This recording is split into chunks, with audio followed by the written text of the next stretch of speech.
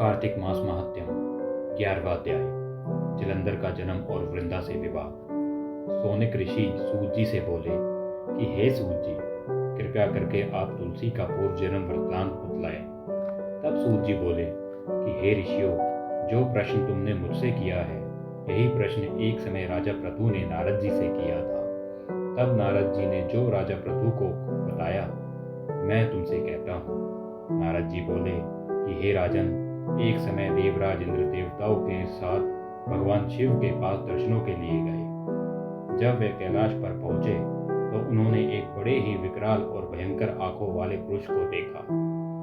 उसे देखकर इंद्र ने पूछा कि तू कौन है, भगवान शिव कहाँ है? परंतु उसने कोई उत्तर नहीं दिया। कई बार पूछने पर भी जब उसने कोई उत्तर नहीं दिया तो देवराज इंद्र ने क्रोध में आकर अपना वर्ज उसके कंठ पे दे मारा, जिससे उसका कंठ नीला पड़ गया। परंतु इंद्र का वर्ज भी वहीं भस्म हो गया।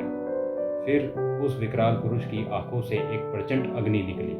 उसे देखकर ऐसा प्रतीत होता था मानो इंद्र सहित पूरे संसार को जलाकर भस्म कर देगी। यह कौतुक देखकर देवगुरु बृहस्पति समझ गए कि यह भगवान शिव की लीला है। अतः उन्होंने तुरंत इंद्र को दंडाकार झुकाया और हाथ जोड़कर भगवान शिव की स्तुति करने लगी। हे देवादिदेव, हे त्रिपुरासुर और अकासुर का नाश करने वाले, यज्ञों का फल देने वाले त्रिपुरारी, आपको नमस्कार है, आपको बारंबार नमस्कार है। हे ब्राह्मणों की रक्षा करने वाले देवादिदेव, आपको बारंबार नमस्कार है। नारद जी बोले कि हे महाराज पृथु, इस प्रकार बृहस्पति जी की विनती सुनकर महादेव ने समस्त ब्रह्मांड को भस्म कर देने को आतुर उस अग्नि को स्थिर कर दिया और कहने लगे कि हे देवताओं, वर मांगो, मैं तुम्हारी स्तुति सुनकर अति प्रसन्न हूँ। मैं इंद्र को जीवन दान देता हूँ और हे बृहस्पति जी, आज से तुम्हारा नाम भी जीव होगा। बृहस्पति जी कहने लगे कि हे महादेव, यदि आप प्रसन्न हैं तो इंद्र की रक्षा कीजिए और संसार को दग्ध कर देने वाली इस अग्नि को, जो आपके नेत्रों से उत्पन्न हुई है, शांत कीजिए।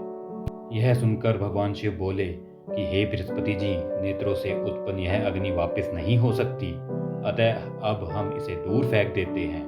ऐसा कहकर भगवान शिव ने उस अग्नि को हाथों में लेकर समुद्र की ओर फेंक दिया। वह गंगा सागर में जा गिरी और एक बालक का रूप होकर रुदन करने लगी।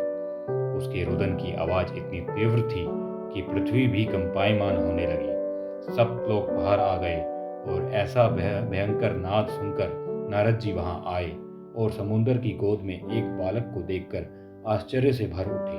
तभी समुद्र ने उपस्थित होकर उनका अभिवादन किया। ब्रह्मा जी ने आश्चर्य से पूछा कि यह बालक किसका है? तब समुद्र ने बड़े आदर के साथ बालक को उठाकर ब्रह्मा जी की गोद में दे दिया और बोले कि यह पुत्र मेरा है, जो गंगा से उत्पन्न हुआ है। अब आप इसके जात कर्म कराइए।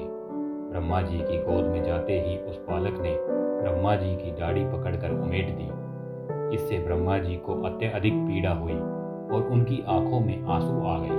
अतः उनके हाथों से दाढ़ी छुड़ाकर उन्होंने कहा कि इसने हमारी आंखों से जल निकाला है, इसलिए इसका नाम जलंधर होगा और भगवान शिव के अतिरिक्त यह किसी के हाथों नहीं मारा जाएगा, क्योंकि इसकी उत्पत्ति शिव के अंश से हुई है।